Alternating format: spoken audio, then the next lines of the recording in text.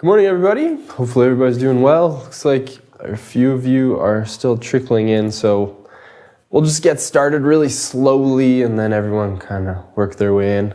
Thank you for the green check marks.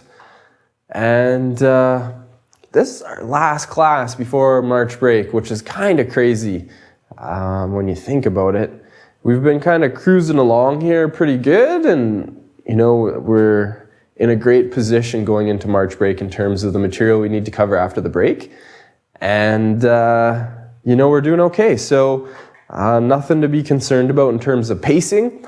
One thing I am concerned about is a lot of us are still trying to make it through all that biology stuff, which kind of scares me going into the break, because if you're not ready to, continue on after biology, you're just simply not going to make it in time. So we have tons of material to get through in terms of chemistry and physics. So there's lots left in the course.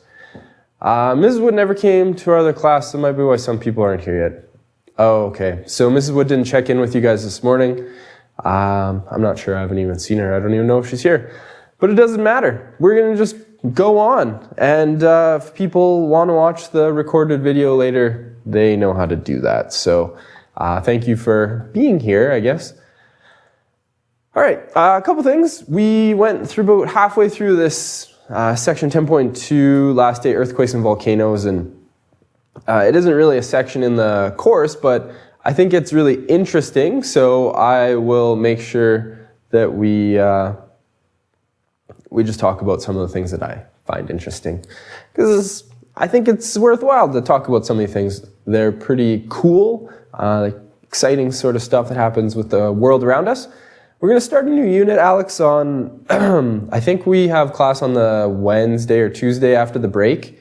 So we're going to start a new unit, unit 4, I should say, after March break. So we're just going to continue on, finish off this earthquake and volcano stuff. We're going to look at the earthquake simulator and how to kind of navigate through that today. And then that's it. There's not a whole lot left, only a couple pages of the notes. So let's just do this. I'll just flip through, kind of recap where we went through last day. So we talked about earthquakes and where they happen, and they're at these plate boundaries. We talked about the Ring of Fire. Why the oldest island of the Hawaiian Islands is the smallest, because of weathering. Remember that. And then we talked about Yellowstone, and there was actually an interesting story I was reading. If you've seen in the science course on the right side, there's a bunch of news headlines. There was a news article I was reading about the Yellowstone and why it's a hotspot and why it exists there, and it turns out that they have this theory that this Pacific plate that was getting subducted under the North America plate is still kind of being subducted and kind of rising up in that spot. That is what was interesting in the article, that they're still trying to figure out why exactly that hotspot is where it is. Then we talked a little bit about seismic waves, and we're going to continue on that. And let's just jump right into seismometers. So this is where we left off last day. So we'll finish off the notes, and then we'll take some time to look at the earthquake activity that's built into the course, which is also part of your learning guide. And then I'll give you guys a chance to go through that, and then I'll answer any questions you might have if you're running into problems. And that's it. There's nothing really pressing to get through here today. It should be pretty quiet and pretty easy. So what's going to be on the midterm, Ava? That's a good question. The midterm, I believe, is April 14th. I think we sent that out to you guys. And April 14th is the midterm. It'll be for sure the biology stuff. So units 1, 2, and 3. There'll also be unit 10. And we'll probably make it through unit 4 before then. So just a little bit of everything we've covered up until April 14th. And I'll make it very clear where the cutoff is. Hopefully there's some sort of natural cutoff that we run into. And I'll say, okay, everything we've learned so far is going to be on the midterm. So that's April 14th, if I'm not mistaken.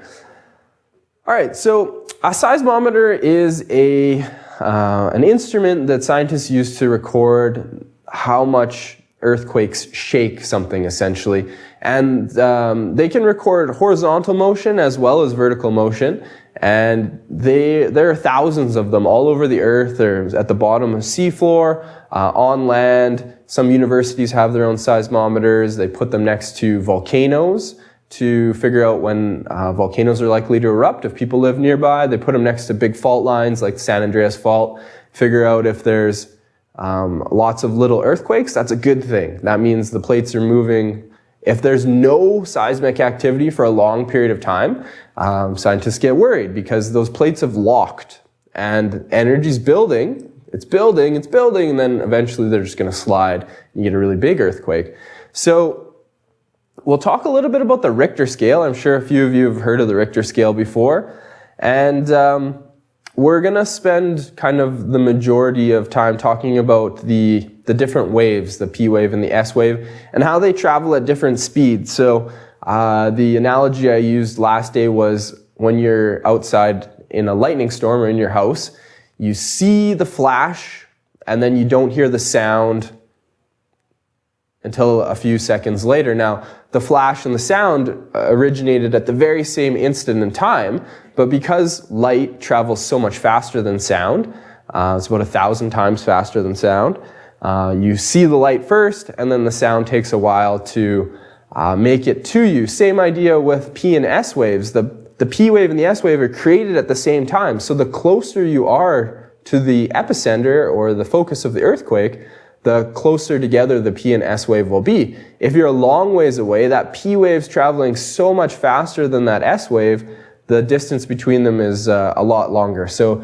here's an example of what that looks like on the graph here. You can see that the distance you are away, so this is in 1,000 kilometers distances, the distance you are away, the longer the time between the P wave, the S wave, and then the L wave, which comes later.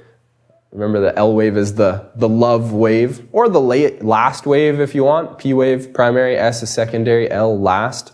That makes sense. You can think about it that way. All right, so let's look at a few ways which we can use this information. So we talked a little bit about the layers of the Earth and how we know that the center of our Earth, the core, is solid, and then the outer core is liquid because those S waves get blocked by it. And we know that S waves can't travel through the liquid. So when you have these seismographs all over the world, they're all over the surface of the world, there's thousands of them all over the place. When an earthquake happens somewhere, you pick up the readings. And if you get a reading, like right down here, if you got a reading that didn't have an S wave, you'd know that the earthquake's actually occurred on the far side of the Earth.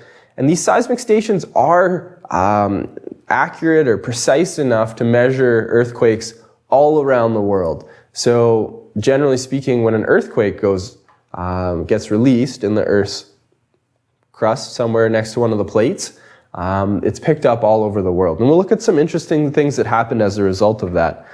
So talking about the Richter scale, it's kind of a difficult concept to wrap your head around because you're probably not used to talking about something in a logarithmic scale. So when we say a logarithmic scale, what does that mean? Well, it means that everything on the Richter scale is measured, generally speaking, all of earthquakes that we experience will happen from about 0 to 10. So 0 to 10 seems like every earthquake can be measured there. Why can't we have an earthquake that's 20 or 100 on the Richter scale? Well, each step on the Richter scale is it represents 10 times the strength of the previous step. So if you had an earthquake that measured, let's just look at like a 3 on the Richter scale right here, a 3. And then you had an earthquake somewhere else that measured a 4. Well, it turns out that the second earthquake that was 4 is actually 10 times as strong as an earthquake that's 3. Now, what happens if you take 2 steps on the Richter scale? So if you had an earthquake that's 3 and you compared it to an earthquake that was 5, well, the first step is 10 times stronger, and then the second step is another 10 times stronger. So you're looking at 100 times. So if you do 3 steps on the Richter scale, you're looking at 10 times 10 times 10. So it's 1,000 times. If you're looking at 4 steps, you're looking at 10,000. 5 steps is 100,000. 6 steps is 1,000,000 times stronger. So it's one of these really crazy ideas. When you're comparing earthquakes like a 3 to a 9, well, that's 6 steps on the Richter scale. So that's 10 times 10 times 10 times 10 times 10, and it's that much stronger. So there's some really interesting sort of facts that are on this chart. And Abby, to answer your question, yeah, big earthquakes will they'll go around the surface of the Earth several times. So if you can imagine an earthquake happening in Kelowna, it would actually emanate around Kelowna and travel around the surface of the Earth, and they can come back and travel around again. And we can see this happening with really big earthquakes. It'll work its way around the world several times. If we look at the Richter scale here, anything under a 2, there's about 1,000,000 earthquakes a year on Earth that are under a 2, and you can't really feel them. They're quite small, generally don't cause any damage at all. They're very, very small. If you go up to a 3, this is when you start feeling earthquakes. So at about a 3 to 4, this can be felt, and it generally won't cause a lot of damage. You can see a lightning bolt here. If a lightning bolt were to hit the ground close to a seismic station, it would measure about 2.5 on the Richter scale. So that's a lot of energy being released, but it doesn't really have a huge impact on us. If you get up to like a 4 to 5, it says light property damage. So that's things like falling off shelves. Generally speaking, you don't end up with like structures actually being wrecked. A tornado carries about a high 4 in terms of energy. Then you get up into the 5, 6 range, you get moderate earthquake. That's when buildings start to break, like structures will start to crumble and foundations will break. If you're getting 6 to 7, this is considered a strong earthquake, and you're going to get into a kind of loss of life. So buildings start to collapse at that. 8, you get major impacts, loss of life. You can see some earthquakes sort of measuring in that area that you might be familiar with. One thing we're actually going to talk about a little bit later is Mount St. Helens eruption. So this was a volcano that erupted, and it actually measured just really close to 8 on the Richter scale. That much energy was released. So we'll look at why that was here in a second.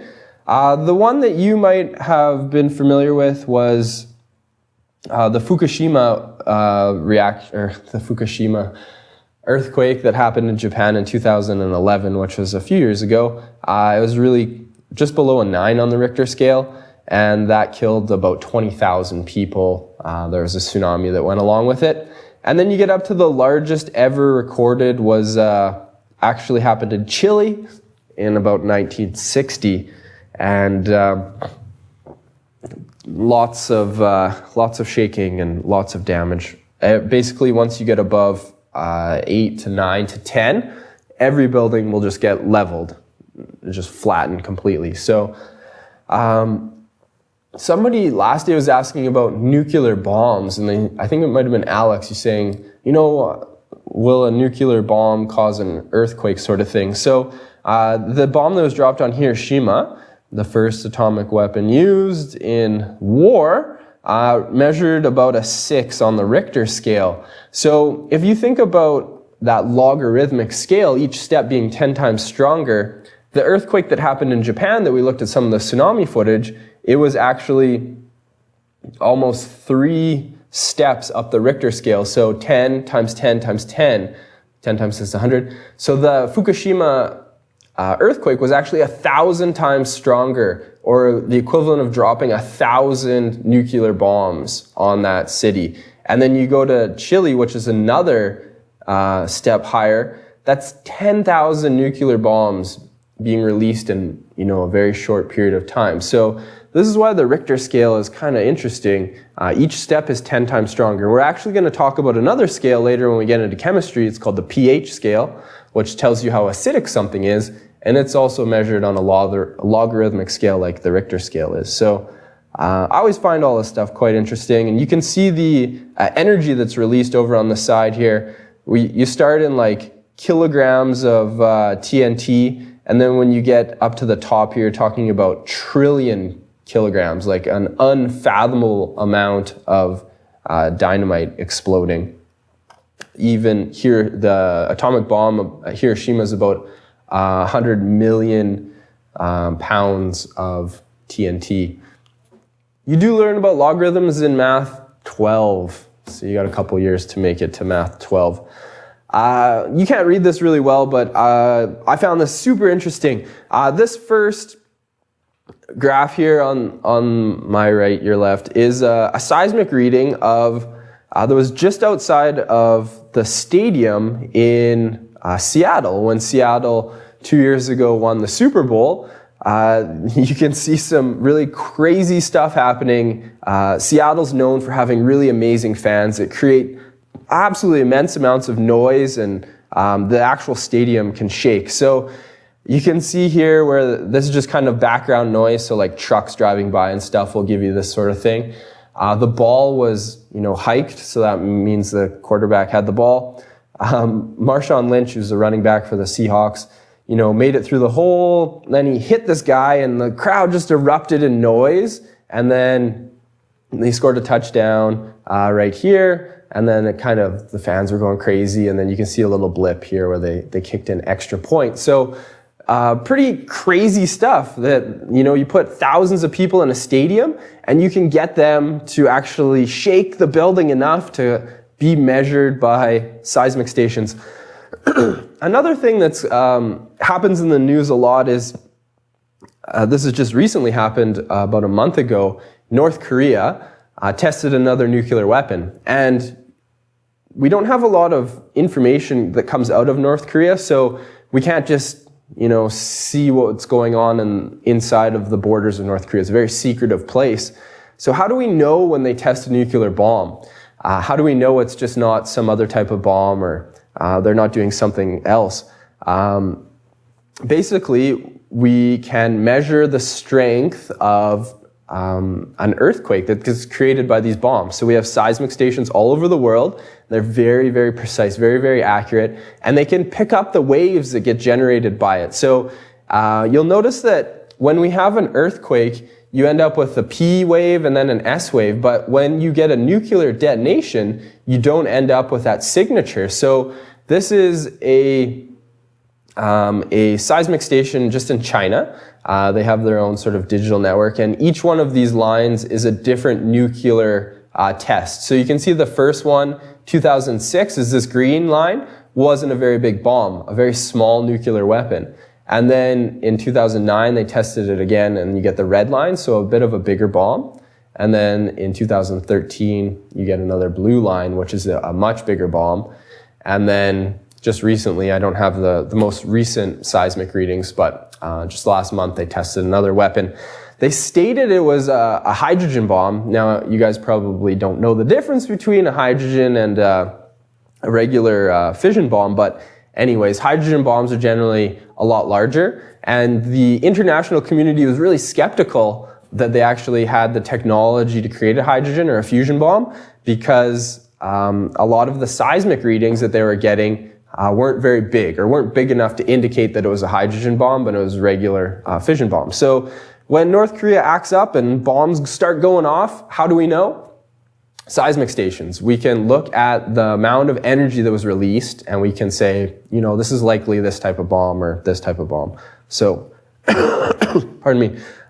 Some other interesting uses of seismic stations. This is another one. This was September 11 when the terrorist attacks happened in New York City. You can see this is just kind of continuing on in time, so each line is just a continuation of time. But you see the first impact where the first plane hit, and then the second impact's right here, measured as seismic stations. Nothing happens for a while, the buildings are burning, and then the building collapses and you get this huge spike on a seismic reading. And then when the second tower collapsed, you get another huge spike. And this was actually recorded by seismic stations in the New York area. So some other interesting things come as a result of these seismic stations. You can measure events in history. So I just like to talk about everything sort of really interesting that happens on Earth, volcanoes, earthquakes, structures that exist. They always happen at plate boundaries. So the tallest mountain, everybody knows what the tallest mountain is. Do you know how tall it is? Anybody know? Without looking it up, do you just know how tall the tallest mountain on Earth is? I don't see anyone typing, so I'm going to assume nobody has that piece of information memorized. I'm going to possibly turn your world upside down. This is the tallest mountain on Earth. Hear me out. You see this nice ocean here, some beautiful condos, and you have this nice little mountain in the background. Does anybody know what this mountain's called? This is the tallest mountain on Earth. Its name. Anybody know what it's called? Nobody's going to even guess what it's called. All right, tough crowd today. That's okay. So Mount Everest isn't the tallest mountain. It's not even close. Everyone thinks Mount Everest is the tallest mountain on Earth, but it's not. Here is a sort of a look at the tallest mountain on Earth. This is actually somewhere nice and warm, and this is the large island of Hawaii. The big island of Hawaii is Mauna Loa or Mauna Kea is right here. You can see the peak of it is actually the tallest mountain on Earth. If you go from the bottom of the seafloor off the coast of Hawaii, and you rise all the way up to the top, this point right here, Mauna Kea, you end up rising about 9,000 meters. So when we look at Mount Everest is only about 8,000 meters. So it turns out that Hawaii is about a kilometer taller than Mount Everest, which is significant. So why do people think that Mount Everest is the tallest mountain in the world? You can see on the top of Mauna Loa, which is right next to Mauna Kea, we have all of these recording stations and telescopes and things like that. It's amazing all of the technology that exists up on top there. Hawaii is the absolute perfect place to do observations about our planet and to do observations about space. It's in the middle of an ocean. The mountain, the Mauna Loa and Mauna Kea, are actually really high, so they're actually above most clouds. So you can look at the sky at night and you can get great views. There's no ambient light around. There's no noise created or anything like that. It's a great place to measure things that are going on in the atmosphere because it's so far removed from civilization. It's right in the middle of the Pacific Ocean. So they record things like atmospheric CO2 there, because if the CO2 is that level in the middle of the ocean, it's going to be higher on land somewhere, because generally speaking, that's where the CO2 is being created. So Mount Everest is famous for being tall, but it's not that tall. Mount Everest is it's on this really thick plate. Where India starts crashing into the Eurasian plate, that plate is really thick. The plate's almost 6 kilometers thick. Mount Everest is only about 2 kilometers tall. So if you took the fact that Mount Everest only rises about 2 kilometers from that plateau, the Tibetan plateau, the Himalayas are, Mount Everest is just a tiny little mountain. Not big at all. So Mauna Kea is actually the tallest mountain on Earth. Everest gets all the credit though. This mountain is arguably taller than Mauna Kea as well, and it is taller than Everest, and you have to hear me out on this one. It's a bit of a stretch, but does anybody know where this is? I wouldn't expect anyone would know where this is. This is actually in Ecuador. It's nice. Is that an alpaca? Is that what that is? I always get alpacas and llamas confused. All right, so Earth is a sphere. Well, not really. Earth is spinning really fast. So when things spin really fast, they get a little bit wider and it kind of gets squished down. So Earth isn't a perfect sphere. It's called an oblate spheroid. And if you were to take the distance from the center of Earth, so the absolute middle of Earth, to the very outer edge, this mountain in Ecuador is called Chimborazo, and it's about 6,384 kilometers from the center of Earth. If you look at Mount Everest, if you measured its distance away, the top of Mount Everest, from the center of the Earth, it's only about 6,382 meters. And then Mount Rainier is also a little bit further from the center of the Earth. So Mount Everest isn't even the furthest from the center of the Earth. So you end up with Mount Chimborazo being further from the center of the Earth. So why is Everest actually called the tallest mountain? Well, it's the highest above sea level. Well, does that make it the tallest? I don't know. It's the furthest above an arbitrary level of where the oceans are. So how do we know the distance from the center of the Earth?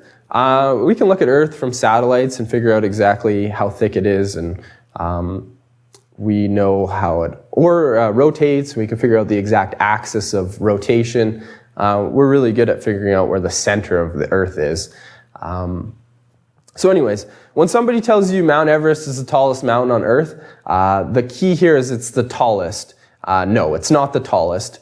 Mount Everest is the highest above sea level. It's 8,848 meters above sea level, but Mauna Kea in Hawaii is about 10,000 meters tall, or about 10 kilometers tall. And then if you were to measure from not an arbitrary place like sea level, but the center of the Earth, because Earth gets a little bit wider at the equator, this Mount Chimborazo is actually taller than Everest. So some interesting things, you can trick your friends with that. Another really cool thing I think is fascinating is Lake Baikal. It's in Russia. It's a tiny little lake, and it exists at a divergent plate boundary. Not one of the major plate boundaries that we look at, but just a kind of a minor fault that's happening here. And it's actually, it's a big lake, but it's not that big. You can see it right here in southern Russia, or kind of the eastern part of Russia. And it's at this divergent boundary. So if you look at a map of all of the Great Lakes, so you can see all the Great Lakes here. If we added up all of the water in the Great Lakes, it turns out that the lakes contain about 21% of Earth's fresh water. If you took an outline of Lake Baikal here, which is smaller than pretty much all of the lakes, it's smaller than Michigan and Superior for sure. This one little lake here, this one lake has about 20% of Earth's fresh water. So if you added up all of the Great Lakes and you put them all together, they would fit in this one lake, almost 1% to spare. So pretty amazing. It's the reason it holds so much fresh water is it's so deep. It's about almost 2 kilometers deep, 1,600 meters deep. Pretty amazing place. There's some really cool pictures of it too online if you ever look it up. It freezes in the winter and it's pretty spectacular. So the reason it holds so much water is just so deep. We're going to look at the earthquake activity in a second. I'm just going to continue on here, finish off the notes for you guys. There's a little bit of notes on the types of volcanoes. So we'll look at the 3 types of volcanoes, and then we'll look at that earthquake activity, and then I'm done. So 3 different types of volcanoes. The first one's a composite volcano. And these composite volcanoes generally form on volcanic belts. And the volcanoes that are around us right now are generally composite volcanoes. So you end up with a really sort of steep mountain, very jagged, layers of ash and thick lava. You get this really tall sort of cone shape. Magma, rises to the surface and it hardens and it traps lots of gas. And that's a really big problem. All of this gas gets trapped in these composite volcanoes. pressure builds, and they don't erupt like nice, beautiful volcanoes do in Hawaii, where you get these big lava flows. It's kind of gentle and peaceful. The lava flows out. They erupt by basically exploding, which is bad. And we'll look at that here in a second. Has anybody ever been to a volcano before, an active volcano? In maybe Hawaii, that's a common place, or maybe somewhere down in Central America. I went to one when I was in Costa Rica. It was called Mount Arenal, and it was pretty cool. At night, you could look up, and it was just shot chunks of lava out, and you could see them kind of falling down the sides. It was a pretty cool place. If you ever get to go to an active volcano, I'd recommend it. All right, so let's look at volcanoes in our neck of the woods here, and then we'll look at Mount St. Helens. So everybody kind of knows where we live here in the Okanagan, and down, if you drive to Vancouver, you end up seeing Mount Baker. So the circles are cinder cones or lava flows. So they show volcanic activity. The triangles are volcanoes that are either active or dormant. So most of the volcanoes in our neck of the woods are dormant. This is Lower Mainland Vancouver area. And then Squamish, just a little bit north of Squamish, is Mount Garibaldi, which is the largest sort of dormant volcano. It can be argued that it's active, close to, a major center like Vancouver, and it's in Canada. Baker's closer to Vancouver, but it's not in Canada. So we're not as interested in it. So we have all these active, slightly dormant volcanoes that run up the coast. Remember, when you get these plates subducting, they dive underneath this big Pacific plate because they're thin, dense oceanic plates. And basically the magma starts to rise up. And you don't get volcanoes right at the boundary. They happen inland a little bit. So we end up with this big chain of volcanoes running up our coast as a result of this plate subduction. So when you think of BC, you don't really think of volcanoes, yet we have lots of volcanoes in British Columbia because of what's happening off of our coast. So above me here this is an image of Mount Garibaldi. It doesn't look like your traditional volcano, right? It's really jagged. It's a basically really jagged old rock, and there's lots of gas that's trapped in there. So what happens when a volcano like this erupts?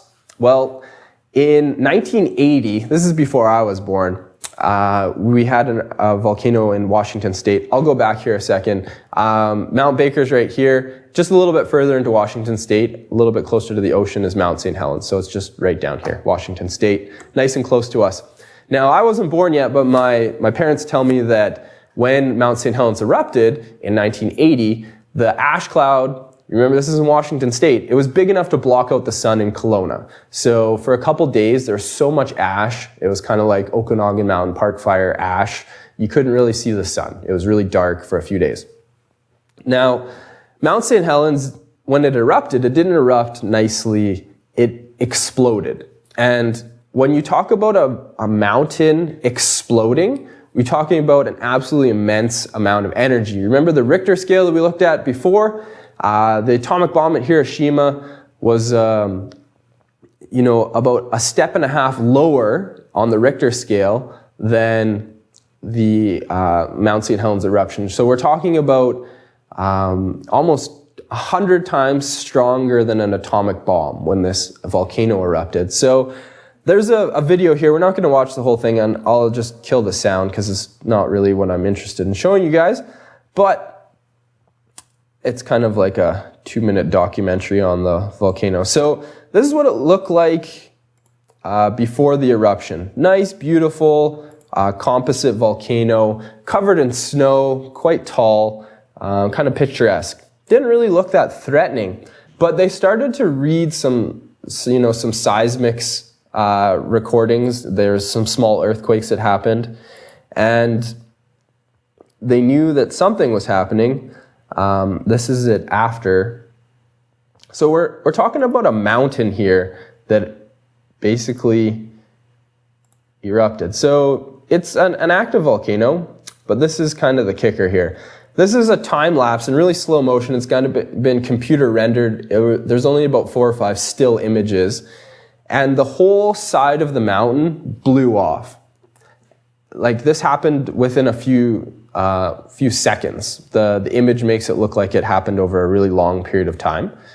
So this was, really instantly. A few people died. I forget the exact number. I think it was less than 50. It was around 30 people that were hiking near the mountain actually died. And the whole side of the mountain, I'll show you it one more time, just let go.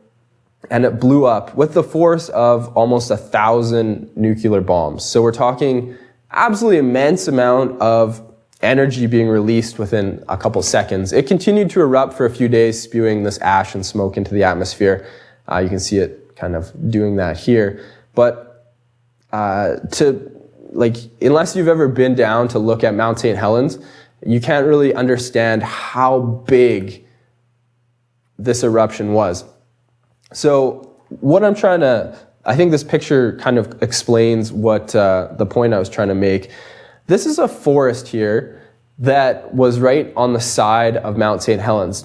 Now, all of these trees, they're actually lying down and they don't have any branches on them anymore. So when the mountain erupted or exploded, it was the equivalent of several thousand nuclear bombs going off. And instead of the forest, just absorbing the impact, literally all of these trees are lying down flat on the ground, and all of the sort of brush that was on them, the pine needles and stuff, just got knocked completely off.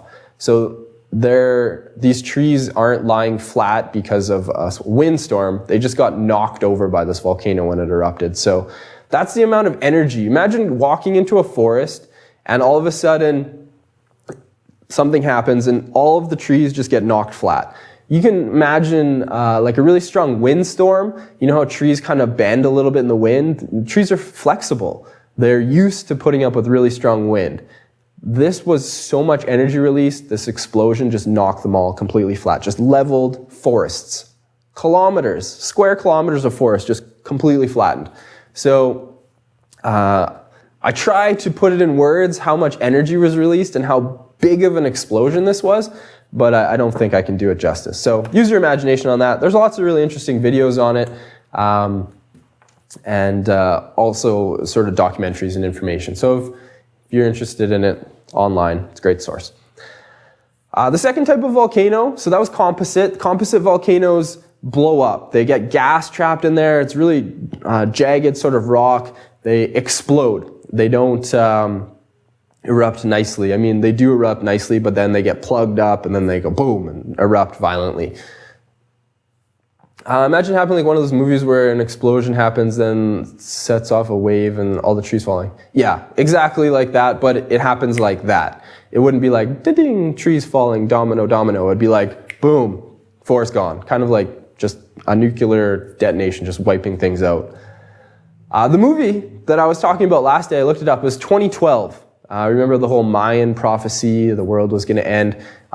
If you watch the movie 2012, it talks about the supervolcano under Yellowstone Park erupting. So I had to look it up. I couldn't remember. And then there was another movie that came up that I think Anna actually mentioned, was called Supervolcano, that talked about the same sort of topics.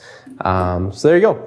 Shield volcanoes are the ones that you think about when you think about volcanoes. The magma rises to the surface, becomes lava, kind of flows out nicely, and it's kind of, a peaceful volcanic eruption. Magma rises up, kind of flows out, and you get these nice distinct layers making the volcano taller and taller.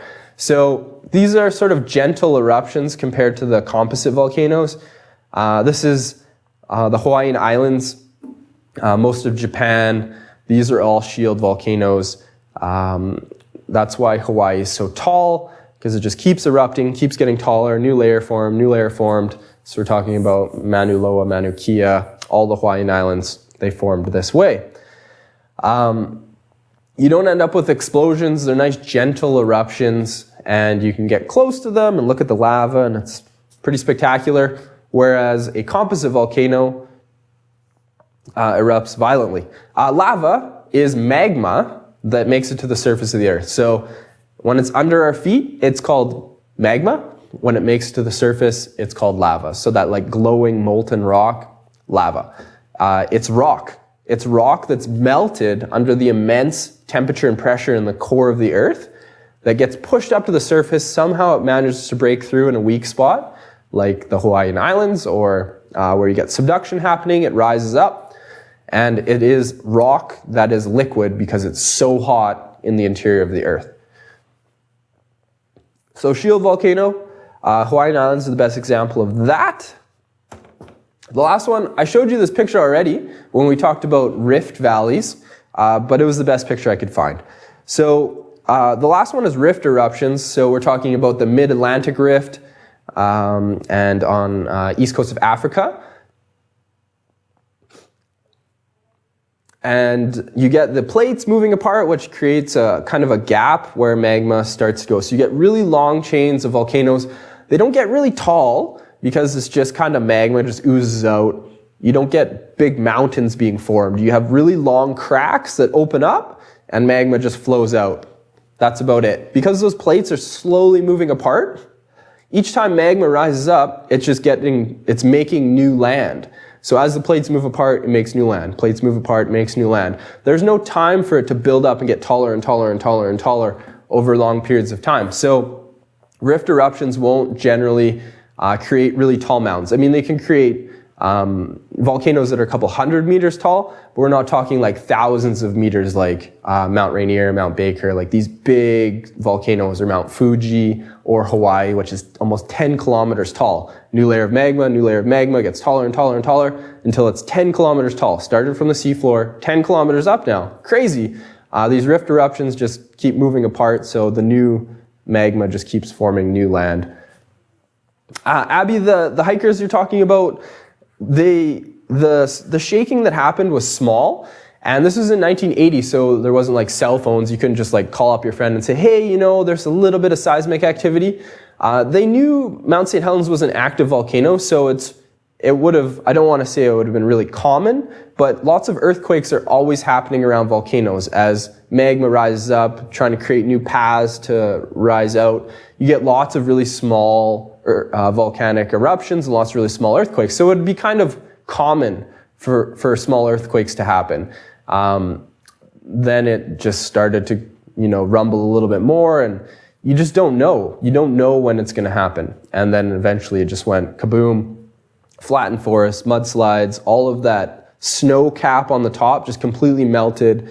Huge mudslides, flooding all around, forest just destroyed, buried under meters and meters of mud, all that hot magma and all that snow melting. Just crazy, crazy stuff. All right, so there's your rift eruption. Those are the three types of volcanoes: composite, shield, and rift. That's basically all you need to know about that.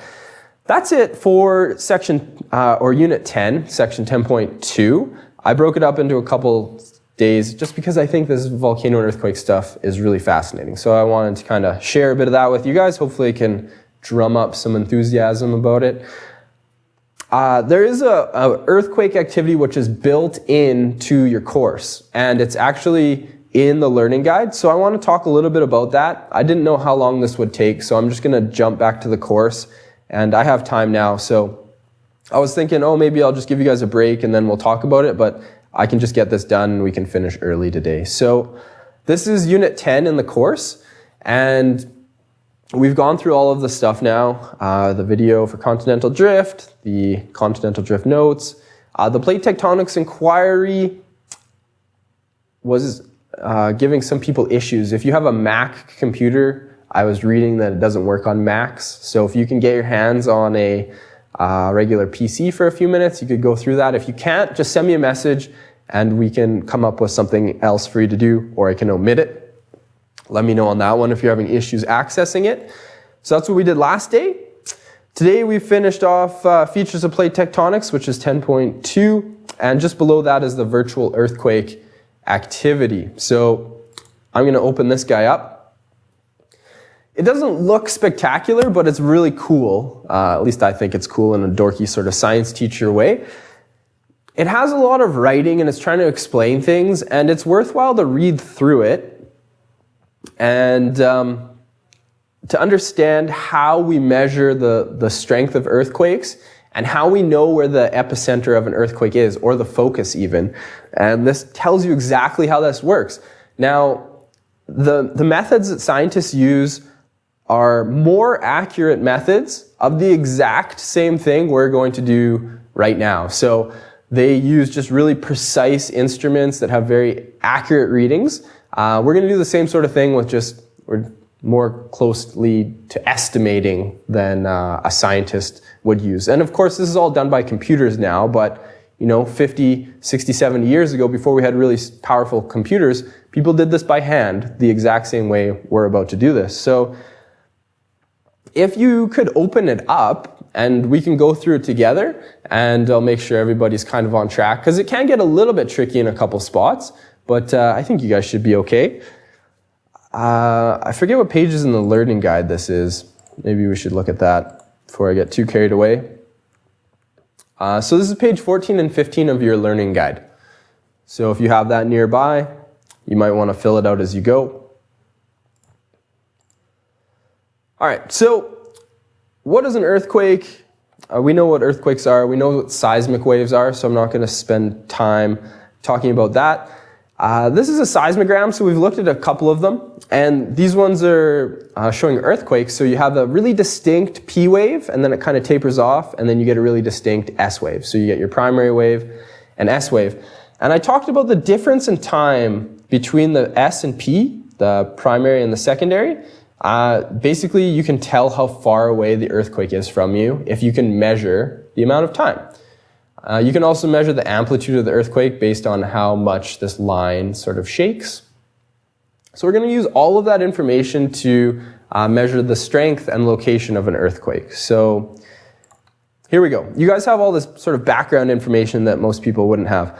So down at the bottom of the page, you can pick a location. You can pick San Francisco, Southern California, Japan, or Mexico. Doesn't matter which one you pick.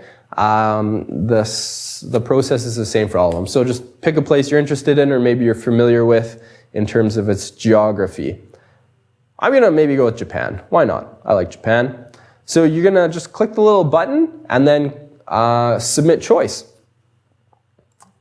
And then it's going to take you to the second page. You'll actually have to scroll up. Everything's kind of happening up here. So it gives you a little map of the Japan, the Japanese sort of area, and it explains a little bit about how to measure from the P wave to the S wave, the amount of time between those things.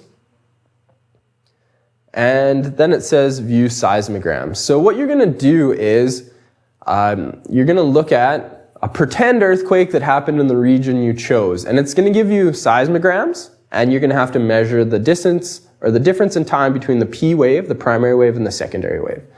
And they're all essentially the same. The graphs are a little bit different for each of the four choices, but the process is the same. All right, so we have 3 seismic stations that have given us these seismograms.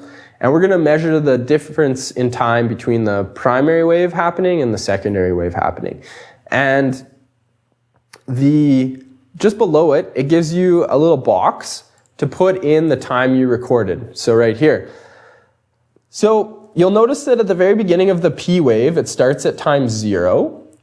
So here's your P wave, you get that light shaking, and then your S wave kicks in right here. So I want to know the difference in time between the start of the P wave and the start of the S wave. Remember, the important idea here is these 2 waves began at the same time. It's the same event that's caused these waves to travel.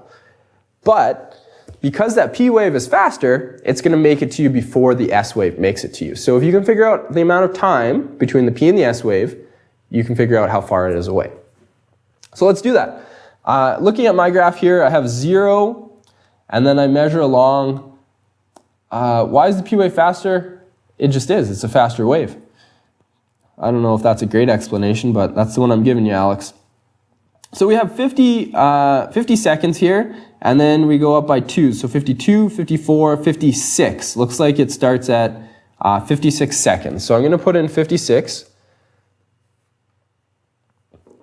in the little box down below. And then I'm going to do the same thing for the next graph. I'm going to find the initial P wave starts at 0. They've marked that for me. And then the S wave starts in here. So this is 40. This is 42. I'm going to go with 44. So just below it, I'm going to put in 44 seconds.